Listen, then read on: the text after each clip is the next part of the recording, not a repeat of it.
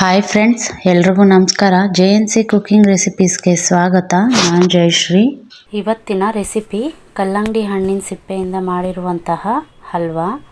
ಈಗ ಕಲ್ಲಂಗಡಿ ಹಣ್ಣು ಸೀಸನ್ ಆಗಿರೋದ್ರಿಂದ ಈ ರೆಸಿಪಿನ ನೀವು ಒಂದ್ಸಲ ಟ್ರೈ ಮಾಡಿ, ತುಂಬ ರುಚಿಯಾಗಿರುತ್ತೆ.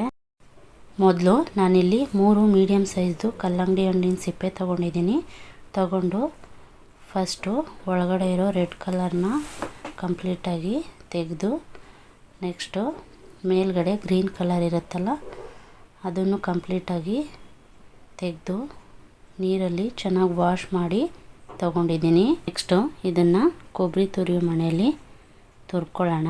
ತುಂಬ ಸಣ್ಣದಾಗಿ ತುರ್ಕೊಳ್ಬೇಡಿ, ಸ್ವಲ್ಪ ದಪ್ಪನೇ ಇರಲಿ.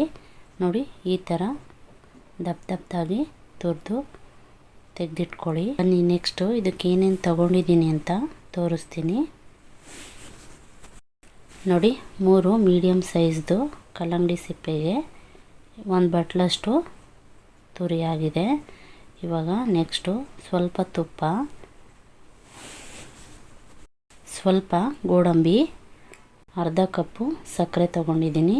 ಸಕ್ಕರೆ ಟೇಸ್ಟಿಗೆ ನೋಡಿ ಹಾಕ್ಕೊಳ್ಳಿ. 1/4 ಟೀ ಸ್ಪೂನು ಫ್ಲೇವರ್ಗೋಸ್ಕರ ಏಲಕ್ಕಿ ಪುಡಿ ತಗೊಂಡಿದ್ದೀನಿ. ನೆಕ್ಸ್ಟು ಇದನ್ನು ಮಾಡೋ ವಿಧಾನ ನೋಡೋಣ. ಸ್ಟವ್ ಮೇಲೆ ಒಂದು ಬಾಣಲಿ ಇಟ್ಕೊಂಡಿದ್ದೀನಿ. ಬಾಣಲಿ ಬಿಸಿ ಆದಮೇಲೆ 1-2 ಸ್ಪೂನ್ ತುಪ್ಪ ಹಾಕ್ಕೊಂಡು ಗೋಡಂಬಿ ಲೈಟಾಗಿ ಗೋಲ್ಡನ್ ಕಲರ್ ಬರೋವರೆಗೂ ಫ್ರೈ ಮಾಡ್ಕೊಳ್ಳಿ. ನೋಡಿ, ಗೋಡಂಬಿನ ಫ್ರೈ ಮಾಡ್ಕೊಂಡಿದ್ದಾಗಿದೆ.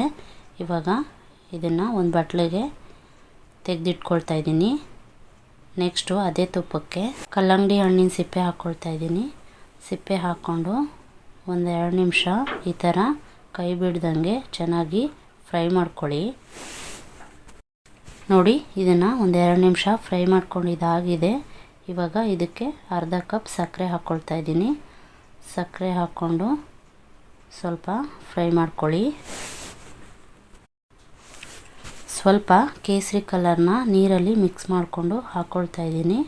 ಹಾಕ್ಕೊಂಡು ಚೆನ್ನಾಗಿ ಒಂದ್ಸಲ ಫ್ರೈ ಮಾಡಿಕೊಂಡು, ಇದಕ್ಕೆ ಜಾಸ್ತಿ ತುಪ್ಪ ಬೇಡ. ಇವಾಗ ಎಷ್ಟು ತುಪ್ಪ ಹಾಕಿದ್ದೀನೋ ಅಷ್ಟೇ ತುಪ್ಪ ಸಾಕಾಗುತ್ತೆ. ಸೇಮ್ ಕಾಶಿ ಹಲ್ವಾ ಥರನೇ ಬರುತ್ತೆ. ಕಾಶಿ ಹಲ್ವಾ ಟೇಸ್ಟೇ ಕೊಡುತ್ತೆ. ಬಟ್ ಈ ಹಲ್ವಾ ತುಂಬ ಟೈಮ್ ತಗೊಳ್ಳಲ್ಲ, ಒಂದು 5-10 ನಿಮಿಷದಲ್ಲಿ ರೆಡಿ ಆಗಿಬಿಡುತ್ತೆ.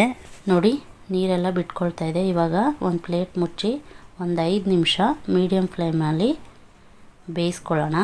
ಇದು ಹಲ್ವಾ ಕನ್ಸಿಸ್ಟೆನ್ಸಿಗೆ ಬರೋ ತನಕ ಒಂದು 5 ನಿಮಿಷ ಪ್ಲೇಟ್ ಮುಚ್ಕೊಂಡು ಚೆನ್ನಾಗಿ ಬೇಯಿಸ್ಕೊಳ್ಳಿ. ನೋಡಿ, ಇದು ಚೆನ್ನಾಗಿ ಬೆಂದಿದೆ.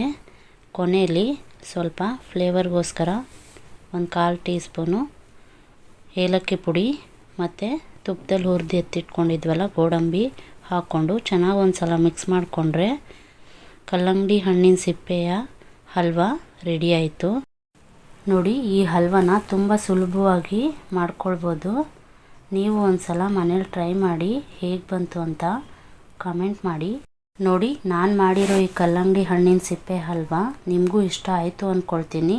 ಇಷ್ಟ ಆದರೆ ಪುಟ್ಟದೊಂದು ಲೈಕ್ ಮಾಡಿ, ಹಾಗೆ ನಿಮ್ಮ ಫ್ಯಾಮಿಲಿ ಆ್ಯಂಡ್ ಫ್ರೆಂಡ್ಸ್ಗೆ ಶೇರ್ ಮಾಡಿ. ಹಾಗೆ ಇನ್ನೂ ನನ್ನ ಚಾನಲ್ನ ಸಬ್ಸ್ಕ್ರೈಬ್ ಮಾಡದೆ ನೋಡ್ತಿದ್ರೆ ದಯವಿಟ್ಟು ಸಬ್ಸ್ಕ್ರೈಬ್ ಮಾಡ್ಕೊಂಡು ನೋಡಿ. Thank you for watching.